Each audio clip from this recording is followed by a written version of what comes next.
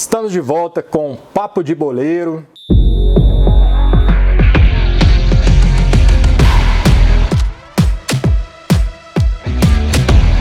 Essa semana com um convidado extremamente especial, um novo cliente da VR, está aí junto conosco, com a Giz, que também está com toda a equipe aqui. E nesse início do Papo de Boleiro, a gente sempre começa com aquela pergunta, né? Primeiro deixa eu apresentar o convidado, Emerson Ávila, prazer tê-lo aqui, tudo bem? Bem demais, Paulo. Obrigado pelo convite. Grande técnico.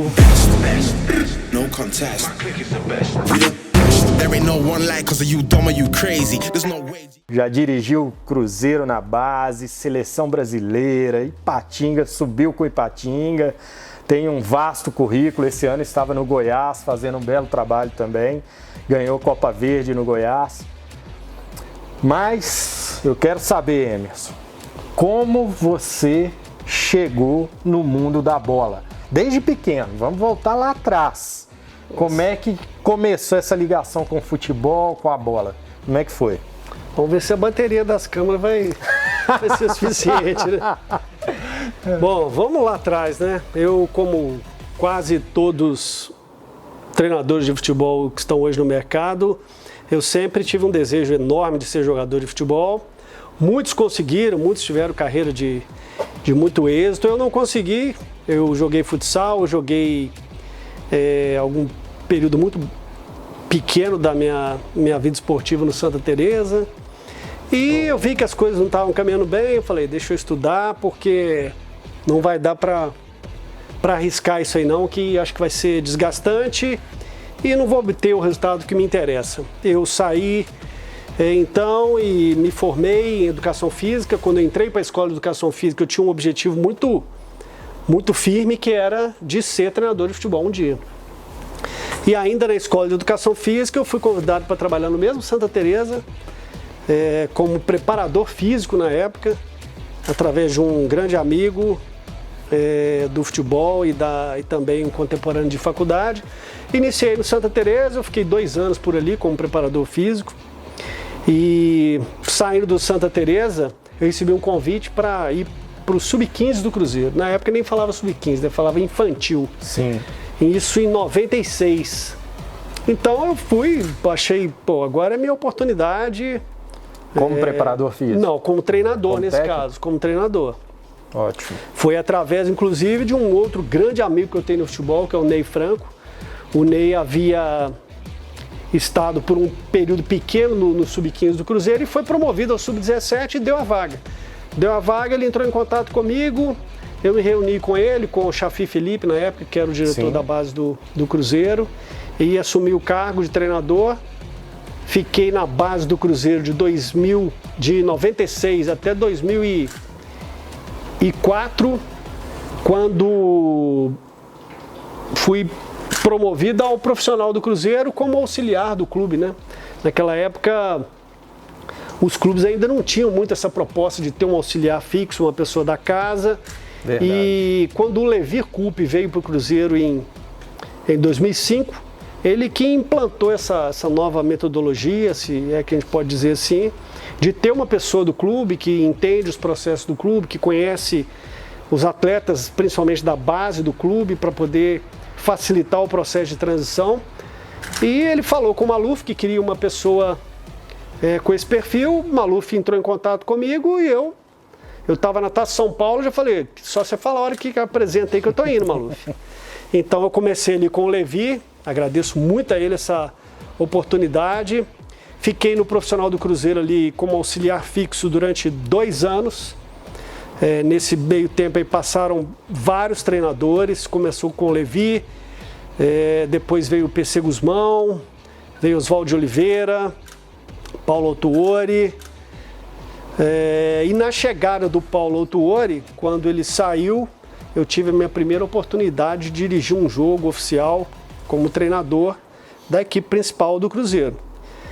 E até então só havia disputado com as competições de base, né? Graças a Deus tive muitas conquistas na base, conquistas estaduais, nacionais, alguns torneios fora do país também.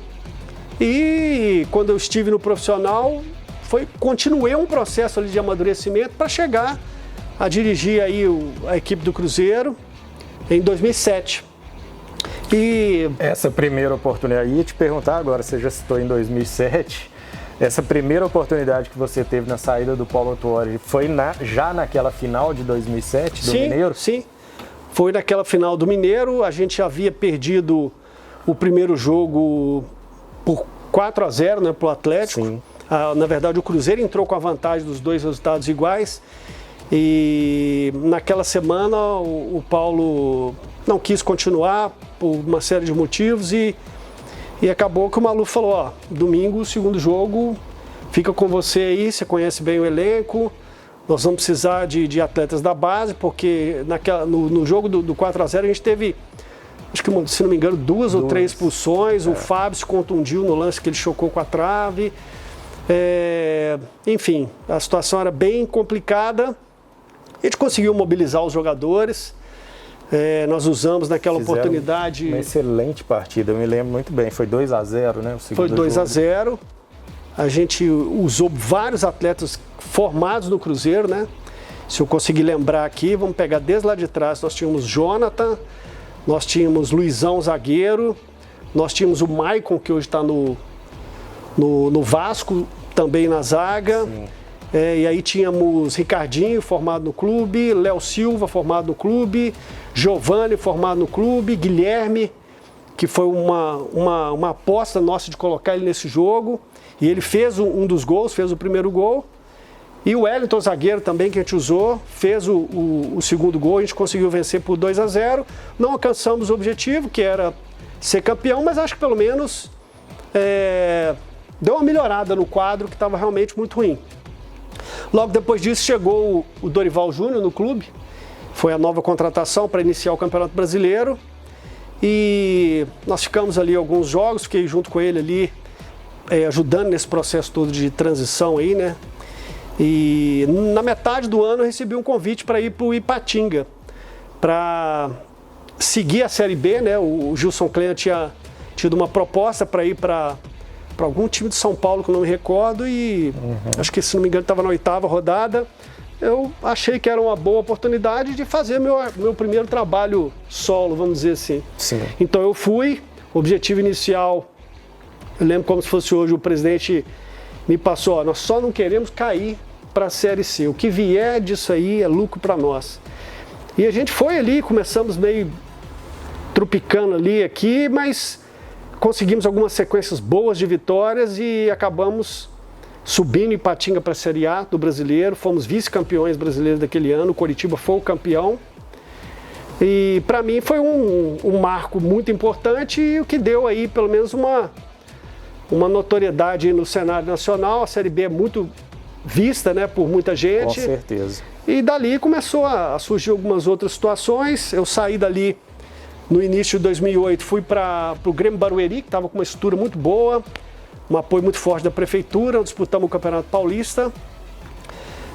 Fomos, naquela ocasião, campeões paulistas do interior, né, que é disputado pelos times que ficam de 5º a 8º ali, né, na fase classificatória.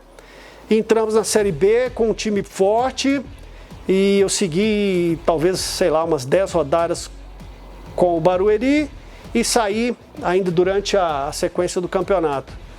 E, assim, no momento que eu saí, no dia seguinte, se me recordo bem, o Maluf me ligou de volta, me convidando para retornar ao Cruzeiro, para ser dessa feita aí um coordenador técnico do profissional. Era uma outra modalidade aí de funcionário, de função que se abria naquele momento do clube.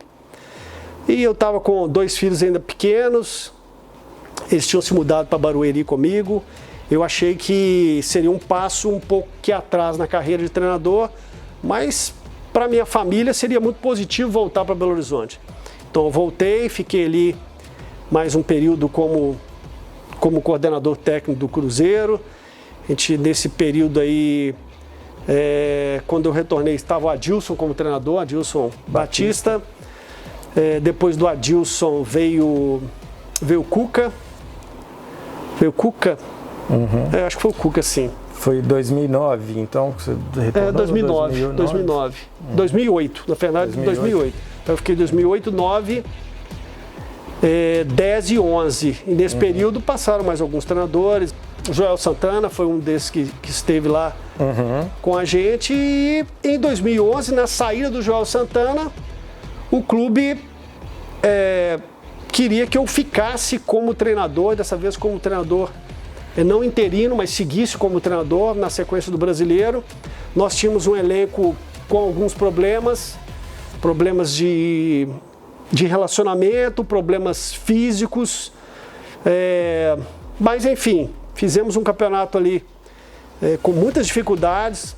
Eu fiz 6 jogos à frente do Cruzeiro, não saiu nenhuma vitória e o Cruzeiro achou melhor trazer um outro treinador. E dessa feita trouxeram Wagner Mancini, que continuou com muitas dificuldades, porque, como eu disse, a gente tinha uma série de problemas ali internos a serem resolvidos. O Wagner conseguiu escapar, assim, naquele último jogo, né, que era contra o Atlético, o famoso 6x1. O famoso 6x1. Né? Nesse meio tempo aí, eu recebi um convite para ir para a Seleção Brasileira, Sub-17, como treinador, em 2011 também. Então eu fiquei 11, 12 e o início de 13 na seleção. Foi um período assim muito marcante, muito gratificante. Você representar o Brasil em competições internacionais é algo assim que mexe com a sua emoção, que representa muito para você. Nós fomos campeões sul-americanos com a seleção brasileira. Fizemos um mundial muito bom, até com um começo muito melhor que o sul-americano, mas na semifinal fomos surpreendidos pelo Uruguai e não conseguimos o título mundial.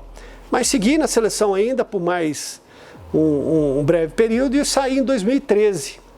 E aí, fora do Cruzeiro, fora da seleção, iniciei aí essa jornada dos treinadores, que é passando por vários clubes, e tive a oportunidade de ir antes de um clube profissional, voltei para a base ainda para o Sub-20 do Corinthians naquela época. Depois eu fui para o Boa Vista do Rio de Janeiro, disputei um campeonato carioca, o Esportivo de Bento Gonçalves, um campeonato gaúcho, e segui por mais algum tempo até receber novamente um convite para retornar ao Cruzeiro. Já em 2015 eu retornei ao Cruzeiro, e nesse retorno foi um retorno para a base. A base passava por um período muito grande de transformações, mas para mim também foi interessante, porque eu fiquei, na verdade, muito pouco tempo no Sub-20 do Cruzeiro. Sim. E dessa feita eu fiquei um tempo maior, conseguimos bons resultados, conseguimos um título brasileiro inédito para o clube. O Cruzeiro já havia sido campeão, na verdade, da Copa RS, né, que eles consideravam um campeonato brasileiro, mas depois que a CBF assumiu a disputa dessas competições internacionais, das competições nacionais, foi a primeira conquista do Cruzeiro. Logo depois disso nós fizemos a final da Supercopa do Brasil contra o Atlético, vencemos também. Então foi assim, um ano muito bom, o ano de 2017. Bom, eu fiquei como coordenador da base do Cruzeiro ali de 2018 e até a metade de 2019, quando saí do clube, né, por razões muito mais políticas do que esportivas, mas a gente, como funcionário do futebol, a gente tem que estar sempre pronto para receber qualquer tipo de notificação que seja. Foi bom por um lado que eu não participei do final do ano, que foi um ano muito trágico para o clube, né? O clube caiu para a Série B do Brasileiro. Eu saí dali naquele ano, fui para o Vila Nova de Minas, disputei o Campeonato Mineiro do ano seguinte. Estive no módulo 2 com o Betim, também uma passagem curta. Fui para o Pouso Alegre disputar o Campeonato Mineiro de 2021 e fizemos um grande campeonato bem interessante. O time subiu de uma maneira assim meteórica até a primeira divisão do Campeonato Mineiro, depois de, se não me engano, acho que 20 anos parado. Conseguimos uma vaga para a Série C, conseguimos vaga na Copa do Brasil, ganhamos o troféu em Confidência daquele ano e recebi um convite logo depois disso, a hora que eu achei que ia engrenar e seguir a vida como treinador. o Jair Ventura, que era um amigo da época de seleção, me convidou para ir para o Juventude, disputar o restante do Campeonato Brasileiro de 2021 com ele. E nós fomos, o time estava mal na competição, conseguimos sair da zona de rebaixamento e alcançar os objetivos que o clube queria. Fechamos o ano ali, no ano seguinte já seguimos para o Goiás, algo mais já recente, 2022. Fizemos um campeonato bom também, com todas as limitações que tínhamos. Conseguimos também terminar a competição fora da zona de rebaixamento, conseguimos uma vaga na Copa Sul-Americana e ao final do ano nós não conseguimos uma renovação de contrato e seguimos cada um para suas cidades de origem, quando recebi novamente um convite, depois de umas 3 semanas em casa, para retornar ao Goiás. Dessa vez como auxiliar do clube, uma posição de mais proximidade com a direção. O clube contratou naquela situação o Guto Ferreira para iniciar o ano, uma pessoa que eu admiro, que eu tenho um ótimo relacionamento. Fizemos o Campeonato Goiano e ao final do Campeonato Goiano o Guto saiu e a diretoria quis que eu seguisse, né, a temporada e iríamos iniciar o Campeonato Brasileiro. Estávamos em disputa na Copa Verde, tínhamos feito uma rodada da Copa Sul-Americana, então fizemos ali naquele momento 3 competições seguidas e com bons resultados, né? Eu acho assim que no fim das contas a passagem como treinador do Goiás foi boa. O Goiás tinha mais de 10 anos que não ganhava do Corinthians, nós vencemos o Corinthians. O Goiás nunca havia ganhado uma partida fora do Brasil pela Copa Sul-Americana, nós vencemos o Reminaz Esgrima. O time, quando eu saí, ficou muito próximo da classificação à segunda fase da Copa Sul-Americana. Nós vencemos o até então líder invicto do brasileiro, o Botafogo, que estava com 100% de aproveitamento. E também nós ganhamos a Copa Verde, que talvez para muitos não tem uma repercussão e tanto peso, mas é uma competição organizada pela CBF, é uma competição que te dá vaga na 3ª fase da Copa do Brasil, uma premiação boa em dinheiro. E junto com tudo isso eu ainda fiz ali umas boas partidas pelo Goiás. Meu último confronto foi contra o Fluminense, um empate de 2-2 no estádio da Serrinha. Então assim, demorou muito, mas desde 96 para cá realmente é muito tempo. E o tempo, assim, precioso para mim, não só os momentos que eu estive empregado, mas também o tempo que você está em casa é bom, porque é um momento que você está junto com a família, que você pode valorizar as pessoas que te amam, estar próximo a elas e também fazer uma análise, uma reflexão de tudo que você vem fazendo profissionalmente. Olha só, gente, vocês viram que não tem pouca história. Não só experiências dirigindo equipes, trabalhando em equipes de base, em equipes menores, em equipes médias, em equipes maiores. É muita experiência. Com treinadores consagrados do passado, do presente. E o futuro está aqui, ó. Porque eu já conversei com ele outro dia. Ele rodou esse tanto que vocês ouviram aí, fez esse tanto de campanha em vários clubes, tudo por convite direto. Ele não tinha empresário.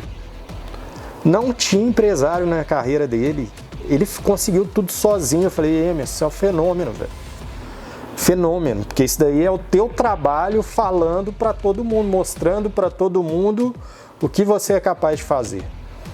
Então, essas experiências com todos esses treinadores te agregou bastante, Emerson? Você evoluiu, aprendeu, te fez pensar, repensar modelo de jogo, como que eu vou preferir jogar, qual a melhor tática e por aí vai? Ô Paulo, demais. A gente passa, né, todos nós profissionais, a gente passa por um processo de amadurecimento muito grande na carreira, né? Então, todos esses profissionais que eu citei, talvez um ou outro que eu talvez tenha esquecido, agregaram muito. Todos eles têm inúmeras virtudes e eu procurei me apoiar nessas virtudes e de observar muito o trabalho de todos eles, de conversar, e tem grande parte deles, talvez quase que unanimidade deles são pessoas próximas, amigos que eu trago no futebol. E tudo isso nos prepara para desafios futuros, né? Eu tenho a plena convicção que quando eu estou em campo, eu tenho um pouquinho daquele lá de 2007, do 2008, do 2009, mais muitos ensinamentos que eu tive com os próprios atletas, com dirigentes.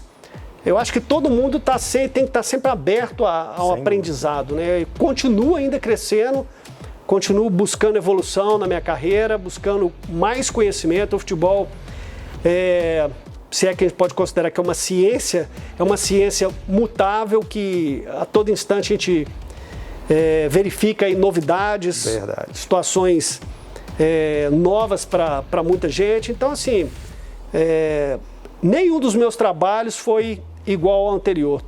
Em todos os trabalhos seguintes eu consegui colocar algo novo. Muitas vezes, algumas situações que não foram positivas no anterior, mas também, muitas vezes, algumas coisas que eu observei que eu precisava alterar na minha conduta do dia a dia de treinador. Você hoje se sente preparado, muito preparado, para assumir desafios grandes? Eu creio que sim. Eu acredito muito no meu trabalho. Eu acredito muito naquilo que eu consigo passar para os atletas em campo. Eu acredito muito na boa relação que eu tenho com os diversos setores do futebol, e isso muitas vezes é até mais importante do que você ter um bom conhecimento técnico. A sua relação com a direção do clube, sua relação com a imprensa, sua relação com a torcida, com os atletas principalmente, é algo que você precisa, assim, estar muito bem alinhado, ser muito inteligente, muito criterioso nas conversas, nas maneiras como você se explana perante as pessoas, né? Então eu acho assim que qualquer que seja o desafio que venha para mim e nos próximos dias ou nos próximos meses, a gente não sabe quanto tempo fica parado, né? Mas eu me vejo muito bem preparado para seguir aí como treinador. Oi, Emerson, e uma dúvida pessoal, tá? O treinador, eu não sei se você tem um esquema seu definido, que é o que você gosta, que é o que você mais gosta, até acredito que tenha, mas se você vai enfrentar um adversário que é extremamente qualificado e que a qualificação desse adversário, após você estudá-lo, te mostrou que o teu esquema você vai ter certos problemas com ele, certas dificuldades, você abre mão dele, você joga num outro esquema, ou se não precisar de jogar do outro esquema, você corre o risco de ter que mudar o seu, não o esquema, mas mudar o jeito de jogar da equipe, sem ser no esquema exatamente, mas alguma coisa de um ou de outro atleta? Pergunta bem complexa aí, mas vamos lá. Eu acho assim que todos nós temos uma ideia de jogo, né? Então, independente do sistema de jogo a ser utilizado, você tem uma ideia, você pretende jogar com um time que tenha mais a bola, ou um time mais reativo, um time que seja mais agressivo defensivamente, que consiga marcar o adversário no campo de ataque, ou um time que queira ser mais prevenido e talvez segurar um pouco mais atrás. Então, assim, vai da ideia de cada um. Se eu tivesse um elenco de extrema qualidade à minha disposição, eu jogaria de uma forma bem ofensiva. Eu já consegui fazer isso em alguns lugares que eu estive, porque eu vejo que o futebol está muito carente disso, sabe? De você propor o jogo, de você ter a bola, de você trazer para o público um espetáculo mais interessante do que simplesmente uma competição, uma briga com muitas faltas, um jogo muito parado, um jogo com pouca movimentação.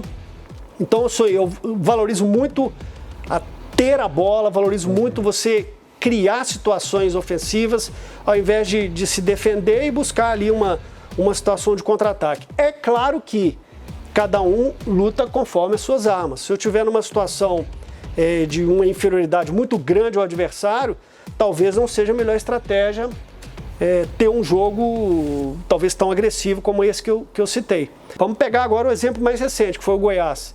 Assim que saiu o Guto, que tinha uma maneira de trabalho, eu quando assumi a equipe e pude dirigir os jogos os quais eu trabalhei, a gente sempre teve uma proposta de marcar o adversário no campo de ataque, de ter o máximo possível a posse de bola, inclusive contra adversários fortes. O Goiás não é, talvez, uma das principais forças do futebol brasileiro, tanto é que figura ali hoje na parte mais, na segunda metade da tabela, vamos dizer assim, mas nós não abrimos mão em maneira alguma de enfrentar todos os adversários, principalmente em casa, de igual para igual, tentando fazer isso que eu disse agora. Eu acho que o cara que paga hoje, sei lá, 50, 100, 150, 200 reais no ingresso, o cara não quer ver só o time dele vencendo ali por 1-0. O cara quer ver algo que seja vistoso, que seja bonito, que seja agradável aos olhos, né?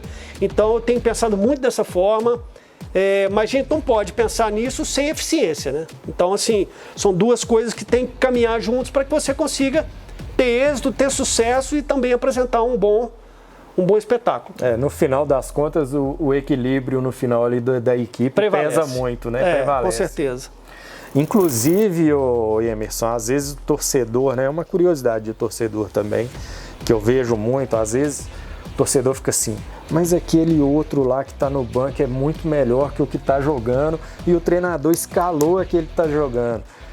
Às vezes o torcedor não entende, se eu estiver errado me corrija, que para você ter um equilíbrio da equipe, às vezes você tem que abrir mão de um cara que seja até melhor de bola, mas que em outras valências que o seu time é inferior, pode ser velocidade, pode ser força, você precisa de um jogador ali no lugar daquele para fazer isso e deixar o teu time mais equilibrado. Tá certo esse pensamento? Não, ou tá errado? Tá correto. No final aí você usou palavras que vão de encontro à minha resposta. Eu acho que o futebol hoje ele tá muito físico, vamos dizer assim, né? Então você precisa ter dentro do seu elenco atletas que tenham força, que tenham velocidade, que tenham um bom biotipo. Eu estive, por exemplo, no Independência recentemente, assistindo América e Botafogo, e o perfil físico do Botafogo é algo que passa assim, por uma coisa assim, bem interessante, né? Nós também, quando estava no Goiás, enfrentamos o Botafogo. Então, assim, o Botafogo só tem atletas de boa estatura, atletas fortes fisicamente, atletas rápidos, além da qualidade técnica que não pode ficar fora desse perfil do atleta. Então, assim... Um cuidado que a gente tem que ter, né, que as pessoas confundem, quando a gente cita a capacidade física dos atletas, não quer dizer que eles não tenham a capacidade técnica. Não. Que eles não tenham condição de jogar a bola, de ser rápido, que é outras características que você citou, né?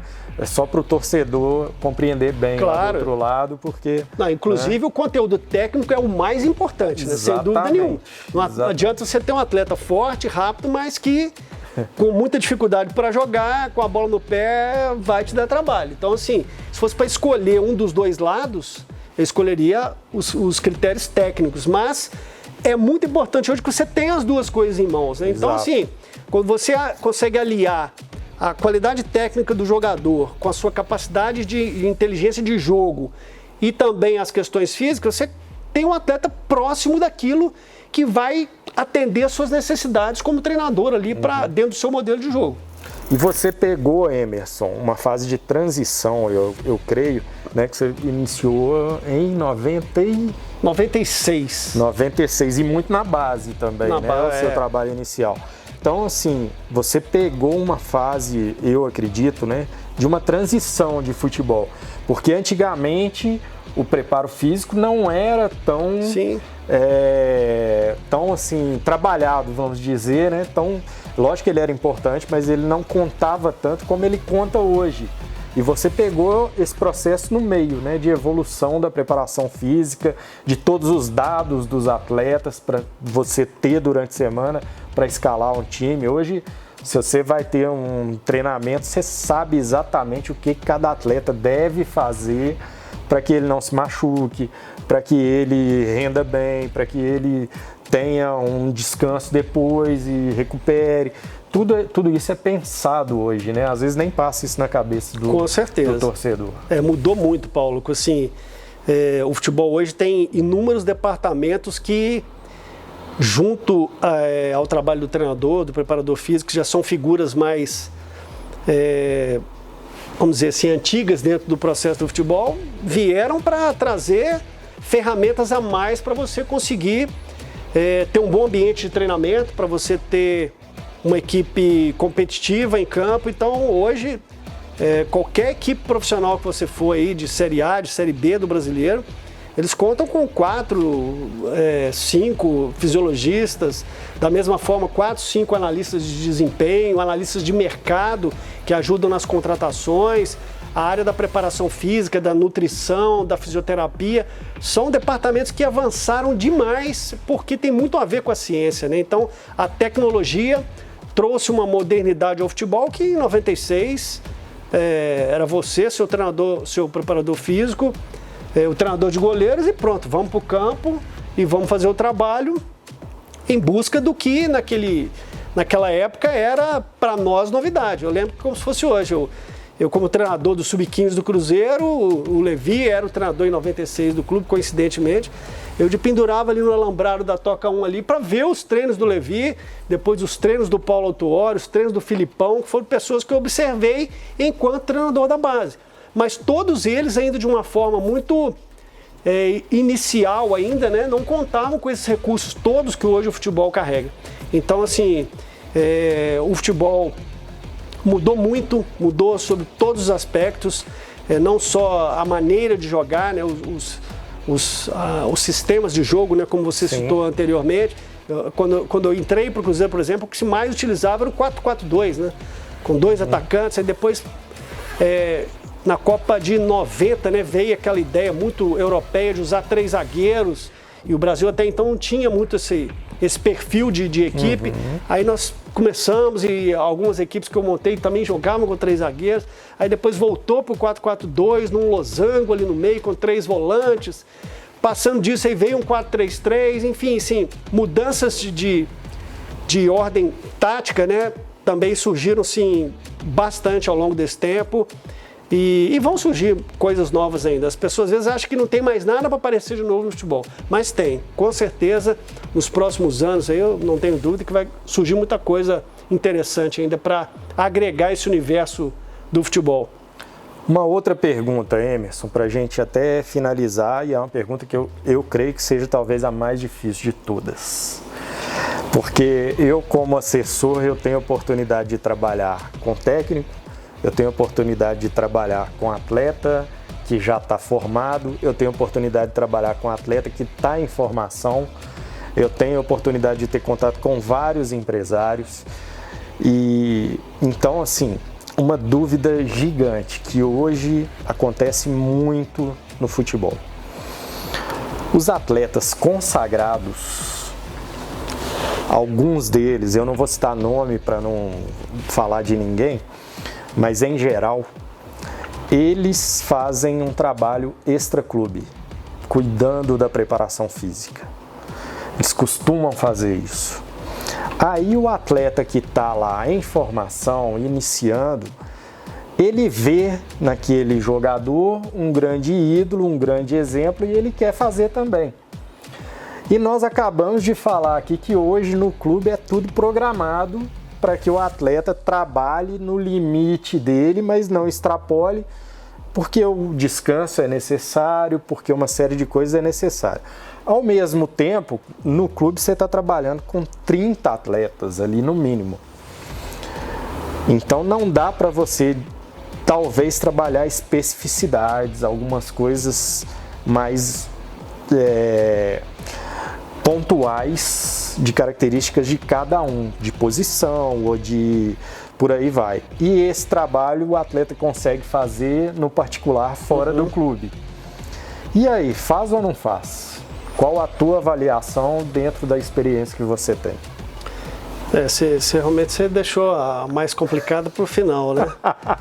Mas vamos sim, tentando de ser bem ético naquilo que eu posso passar aí para quem estiver acompanhando. É o seguinte, eu acho que hoje a figura do personal, né, que é o trabalho individualizado, sim, ele acontece com uma frequência muito grande, muito grande.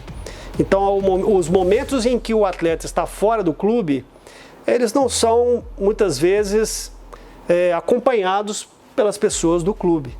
Mas muitos atletas, como você falou, sua grande maioria hoje tem um personal, às vezes físico, às vezes um fisioterapeuta por fora, às vezes um nutricionista, às vezes tem agora até equipes com personal tático, de ordem tática, que fazem um trabalho que eu acredito que vão auxiliar o atleta de alguma forma. Eu só tenho uma pequena restrição a isso, porque muitas vezes isso aí pode conflitar com a realidade do clube, com aquilo que a comissão técnica está tentando colocar para aquele atleta. Então, assim, se puder ter essa relação com a comissão técnica, seria perfeito. Para que o trabalho não esteja, uma coisa esteja danificando, trazendo prejuízos para a tarefa principal dele, que é entrar em campo e jogar e defender o clube a qual ele foi contratado. Não sei se ficou claro aí. Excelente, ficou ótimo. Acho que o bate-papo foi excelente, assim, esclarecedor. E te parabenizar mais uma vez pelo que você conseguiu na sua carreira até agora, sozinho praticamente. É lógico que ele tem contatos no mundo da bola, mas sem um empresário por trás, sem uma assessoria, sem nada, sem propaganda, vamos dizer, entre aspas, só por ele mesmo. Ele rodou aqui uma história infinita que vocês viram pelo próprio trabalho dele, mais nada, pela força do trabalho que ele mostrou. Então isso você está de parabéns, porque não é qualquer um que consegue rodar o que você rodou, os clubes grandes que você dirigiu, mesmo os pequenos, os menores. Essa experiência não é fácil sem ter um empresário, uma assessoria. Eu sei porque eu estou no meio. Então, parabéns. Muito obrigado pela entrevista. Valeu, Paulo. Eu que agradeço. E vamos em frente. Tem muita coisa ainda por vir. Tamo junto. Beleza. Valeu. Um abraço. Um abraço. Venha pra VR.